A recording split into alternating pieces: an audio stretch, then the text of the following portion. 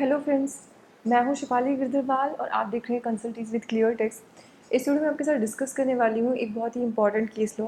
अभी सिर्फ स्टे लगा है, उस पर फाइनल ऑर्डर नहीं आया है, लेकिन ये हम सब लोगों के लिए बहुत रिलीवेंट है क्योंकि डिपार्टमेंट ने एक जो प्रोसीजर जबरदस्ती जीएसटी के अंदर घुसा दिया कि जीएसटीआर 2A 2B जो भी होता है उससे अगर मैच नहीं करता है हमारा इनपुट तो उसको डिसअलाउ करने की कोशिश करते हैं। ऑल दो लॉ में डायरेक्टली इस तरह की कहीं पर भी बात नहीं लिखी गई है। इसके अलग अलग चरण थे। 2019 तक एक्चुअली कुछ भी प्रोविज़न नहीं था क्योंकि तब तक डिपार्टमेंट ने 2B भी इंट्रोड्यूस नहीं किया था, 36(4) भी इंट्रोड्यूस नहीं किया था। लेकिन उसके पहले जो प्रोविज़न थे उसमें लॉ के अंदर लिखा था कि हाँ ऐसे मैचिंग होगी जब GSTR 2 और 3 इंट्रोड्यूस की जाएंगी, और उस वक्त अगर कुछ मिसमैच होता है तो उसके रिवर्सल की एक बात की गई थी। लेकिन ये दोनों ही रिटर्न जो GSTR 2 और 3 थी उसको डिपार्टमेंट कभी ला नहीं पाया। इन्फोसिस का फेलियर कह लीजिए, कोई भी उसका रीज़न हो सकता है, तो वो प्रोविज़न तब एप्लीकेबल ही नहीं हुआ।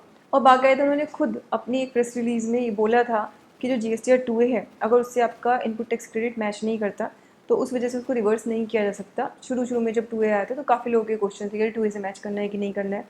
लेकिन मैंने देखा है डिपार्टमेंटल लेवल पे इस चीज़ के बहुत सारे नोटिस आते हैं, बल्क में आते हैं, और पुराने पीरियड के लिए भी, जब 36(4) इंट्रोड्यूस नहीं हुआ था उसके पहले पीरियड के लिए भी आते हैं कि भाई आपका जो इनपुट टैक्स क्रेडिट है वो आपके 2A से मैच नहीं कर रहा है। मैं देख रही हूँ 3-3 साल पुराने केसेस जो उनको डिपार्टमेंट उठा रहा है, उनको बोला है तुम्हारा 2A से मैच नहीं कर रहा, इसको रिवर्स करो या इसको करो। तो आपको ये ध्यान रखना है कि इसके लिए आपको बहुत ज़्यादा स्ट्रेस्ड आउट होने की ज़रूरत नहीं है। और अब जो कोर्ट ने डिसाइड किया है, कोर्ट ने अभी स्टे लगाया ऑर्डर पे जहाँ पे डिमांड की गई थी टैक्स पेयर से, और ये केस है बाल्को का, छत्तीसगढ़ हाई कोर्ट का ये केस है। ये आप देख सकते हैं, हमारी साइट पर ऑलरेडी अपलोडेड है ये केस। और अगर आप चाहते हैं कि आप जो इंपॉर्टेंट केसेस जो आते हैं जीएसटी के उनको आपको एक्सेस मिले तो हमारी साइट पे जाके जो वहाँ पे नोटिफिकेशंस होते हैं उन पर आप क्लिक कर सकते हैं। तो फिर जब भी कोई पोस्ट हम लोग डालेंगे, कोई भी नया केस अपडेट करेंगे, तो आपको खुद ही नोटिफिकेशन आ जाएगा, आपके डेस्कटॉप पे नोटिफिकेशन आएगा, तो वो आप कर सकते हैं। तो इस केस के अंदर यही हुआ कि जो सारे पॉइंट्स थे उनको एक जगह सेग्रीगेट किया गया। उन्होंने बोला कि एक तो पहले पीरियड का है, साथ ही जो 43A सेक्शन है उसको अगर हम रीड करें 36(4) के साथ में, तो वहाँ पे भी ये चीज़ जो आई है कि आपका अगर जीएसटी का इनपुट मैच नहीं करता तो आपको रिवर्स करना पड़ेगा। वहाँ पे भी 20% का कैप है कि 20% तक आपको फिर भी बेनिफिट दिया जा सकता है। उस समय था, अब आके उन्होंने उसको धीरे धीरे कम कर करके 5% पे लाए हैं।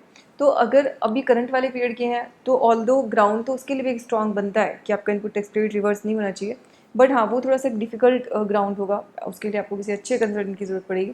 लेकिन जो पुराने वाले केसेस हैं, स्पेशली जो 2019 से पहले के केसेस हैं जहाँ पे जब तक 36(4) को इंट्रोड्यूस नहीं किया गया था, वहाँ पे आप इस केस को साइट भी कर सकते हैं। और वैसे तो उसका रिप्लाई अगर आप देंगे तो खुद उनकी भी एक प्रेस रिलीज थी, तो उन्होंने खुद भी ये चीज़ बोली थी कि 2A की मिसमैच की वजह से आपका क्रेडिट रिवर्स नहीं होगा। ऑल द डिपार्टमेंट इसको कई जगह यूज़ करता है, कई जो एक्सपोर्टर्स हैं उनको इनपुट टैक्स क्रेडिट की रिफंड देनी होती है तो वहाँ पे भी बोलते हैं कि इसको 2A से मैच करो, आपके 2A में मैच नहीं कर रहा। और पुराने टाइम के लिए वो काफ़ी सारे लोगों को नोटिस देते कि तब आपका 2A से मैच नहीं किया था, आप इसको आगे मैच कराओ, ये कराओ कराओ। तो ध्यान रखिए उस पीरियड के लिए ऐसी कोई भी रिक्वायरमेंट नहीं है। हाँ, करंट पीरियड के लिए 36(4) क्योंकि इंट्रोड्यूस हो चुका है तो एक रिक्वायरमेंट्स रूल्स के हिसाब से बनती है।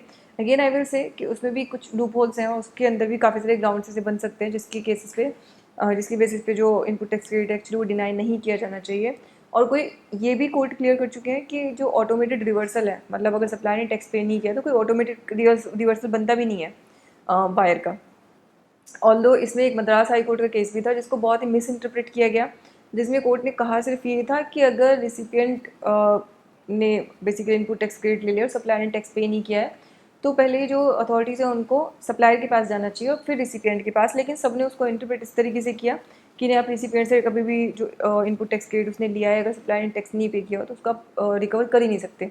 ऑल्दो ये उसमें कहीं भी नहीं लिखा था। जब हम कोई केस लॉ रीड करते हैं तो बहुत ज़रूरी है कि हम उसको पूरा डिटेल में पढ़ें और देखें कि उसके अंदर क्या इंपॉर्टेंट फैक्ट्स हैं और किन फैक्ट्स के और किस सर्कमस्टेंसेस के बेसिस पे डिसीजन दिया गया है, उसके अंदर अपनी इंटरप्रिटेशन ना घुसाएं। कई बार ये हो सकता है कि आप दो दो बार जजमेंट को पढ़ लो और आपको ये नहीं समझ में आए कि कोर्ट ने कहा क्या है इसके अंदर, क्योंकि होता है कि कई बार बहुत लंबे लंबे डिस्कशन चलते हैं बट जो आउटकम होता है थोड़ा सा डिफरेंट होता है, उससे हट के होता है। तो आई थिंक ये जितने भी इस तरह के नोटिस हैं, आप में से जितने भी लोगों को नोटिस के रिप्लाई देने पड़े हैं, जिनमें से जो लोग लिटिगेशन हैंडल कर रहे हैं, उन लोगों के लिए ये केस काफ़ी हेल्पफुल रहेगा। साथ ही अगर आप लिटिगेशन में अपना करियर और अच्छा ग्रो करना चाहते हैं तो अर्चना जैन मैम और नवजोत सिंह जी दोनों के दोनों आपको उसके लिए ट्रेन कर सकते हैं। उसके लिए हम लोग हमारे पास एक छोटा सा कोर्स है स्पेशली लिटिगेशन हैंडल करने के लिए जीएसटी में। आप सभी लोग जो ऑलरेडी कंप्लायंस वर्क करते हैं वो चीज़ समझ ही चुके होंगे कि कंप्लायंस अब धीरे धीरे ऑटोमेटेड ज़्यादा होता जा रहा है। 2A ऑटो पॉपुलेट होता है, 2B ऑटो पॉपुलेट होता है, इनवॉइसेज ऑटो पॉपुलेट होने लगे GSTR 1 से 3B के अंदर। तो अभी धीरे धीरे उसके अंदर जो मैनुअल वर्क है वो धीरे धीरे कम होता जा रहा है। तो या तो आपको किसी सॉफ्टवेयर पे जाना पड़ेगा और साथ में अगर आप अपने करियर को और लीवरेज करना चाहते हो तो आपके लिए लिटिगेशन एक अच्छा ऑप्शन है, क्योंकि वो भी सॉफ्टवेयर से नहीं हो सकता। तो इसी के साथ ये वीडियो मैं क्लोज़ कर रही हूँ। आई होप आपके लिए हेल्पफुल रहा होगा। Thank you so much.